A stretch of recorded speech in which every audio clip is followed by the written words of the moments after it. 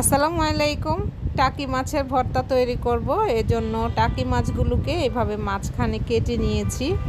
এখন সামান্য হলুদ আর লবণ দিয়ে খুব ভালোভাবে মাছের সঙ্গে হলুদ লবণ মেখে নিচ্ছি। হলুদ লবণ দিয়ে মাখা হয়ে গেলে চলে যাব চুলায়। একটা প্যানের মধ্যে সামান্য তেল দিয়ে দিব। তারপর টাকি মাছগুলোকে ভেজে নিব। তো এপাশ ওপাশ করে ব্রাউন করে ভেজে নিতে হবে, একটু কড়া করে ভেজে নেবেন, তাহলে ভর্তাটা খেতে ভালো লাগে।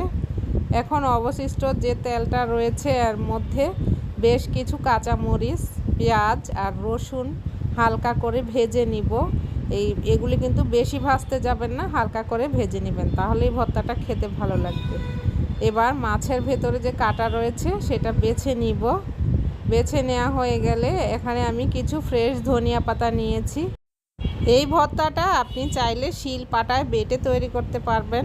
তো আমি এখন ব্লেন্ডারে জারে নিয়ে নিচ্ছি। ব্লেন্ডারে ব্লেন্ড করে আমি ভর্তাটাকে তৈরি করব, এতে করে সময়টাও বেঁচে যাবে। তো ব্লেন্ডারে ব্লেন্ড করে নিয়েছি। দেখুন খুব মজার ভর্তা তৈরি হয়ে গেল। আর কালারটা দেখুন, ধনিয়া পাতা ফ্রেশ দেওয়ার কারণে হালকা একটু সবুজ রঙের হয়েছে। গরম ভাতের সঙ্গে খেতে